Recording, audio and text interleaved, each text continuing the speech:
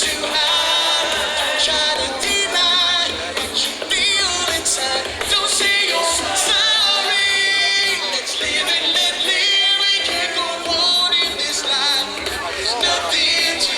Don't say you're sorry. Yeah, man.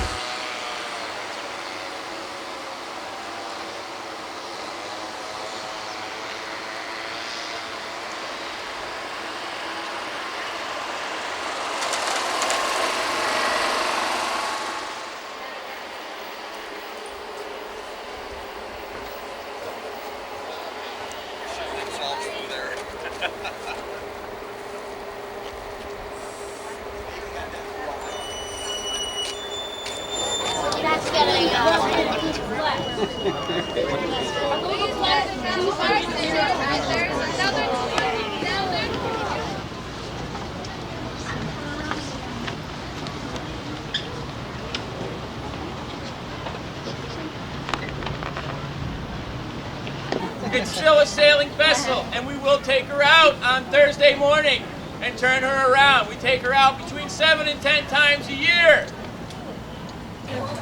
Okay, these cannons fired a 24-pound cannonball at a maximum effective range of 1,200 yards. It's just over a half a mile. They had a recoil of 6 to 7 feet at a speed of 75 miles an hour. And they weigh about 5,600 pounds, about the same as a Ford Explorer. So you can imagine what it was like when they were recoiling and they'd fly into the air and smack onto the deck. Sometimes they smacked into the overhead and then smacked onto the deck. And you can imagine there's 32 guns on this deck. They would fire 16 at a time. You can imagine how loud it was. In fact, it was so loud that typically after a battle, even though the sailors had some makeshift ear protection, some wadding they would stuff in their ears, and they would take the neckerchiefs that you see us wearing today, tie them around their heads to keep that wadding in there. But typically after a battle, you would see blood streaming out of the sailors' ears. I don't know if you ever read Dagwood, you know, like the comics, and you see the guys hanging around the water cooler. John shooting the breeze. Well, the only place you could talk on a ship was around the scuttlebutt. And this is where rumors got started. So today, if somebody goes up to somebody in the Navy and says, "Hey man, what's the scuttlebutt?" When you're out to sea, what's the scuttlebutt? What's the rumor? When are we pulling in? Even today, that works. And if I was going to go to the scuttlebutt and I was going to tell my supervisor, "Hey, I'm going to go to the scuttlebutt," or "Meet me at the scuttlebutt," that would be the water fountain. Back in those days, you didn't want to sink a ship. If you got into a battle with another ship, you did not want to sink that ship.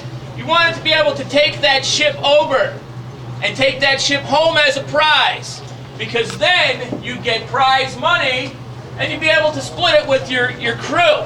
So instead of getting paid $98 a year, they got paid $99 a year. I don't know how much they got paid if they got prize money, but that sounded funny. All right. You've got double-headed shot and bar shot. Those are two things that they would fire into the mast of the other ship to disable the mast, and it would foul the rigging. So if you can't maneuver the rigging, you can't maneuver the ship. So if I can outmaneuver you, I can get you with a broadside volley from all of my cannons on one side. And that's how I'm going to get you to surrender. Okay? This is called grape shot. They put it in a bag. It's like this small cannonball stuff. And then they put a cannonball in front of that. Cannonball will blow through the side of the ship and splinter all that wood onto the personnel. And that's what would get the personnel. Anti-personnel would be the splintering of the wood. I mean, I don't know if anybody's ever had a chunk of wood coming out of them like that, but I'm sure it was no fun back then. Especially with the medicine being the way it was. You'd go see the cook.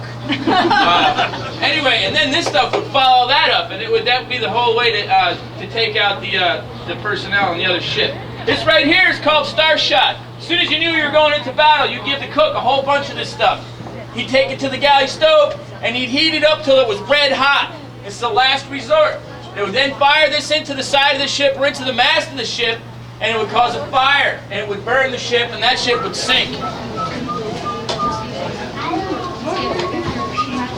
So, we're back up here on the spar deck. I don't know if I asked you guys a question earlier, but the question now is, and I want you to answer it right now until I get done, but why the heck would somebody join the Navy back then?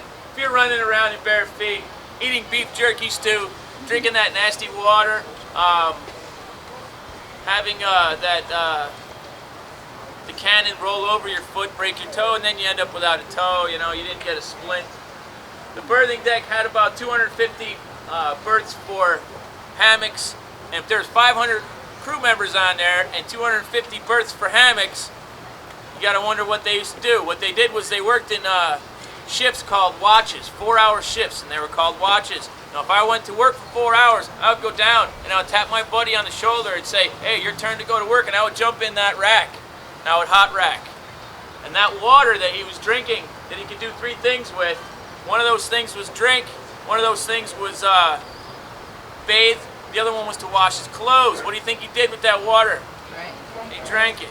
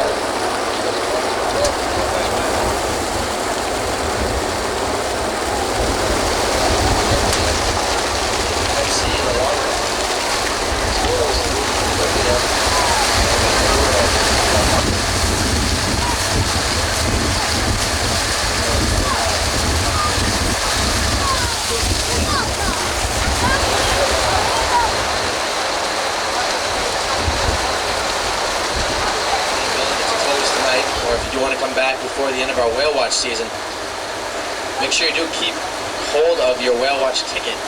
Present that ticket to me.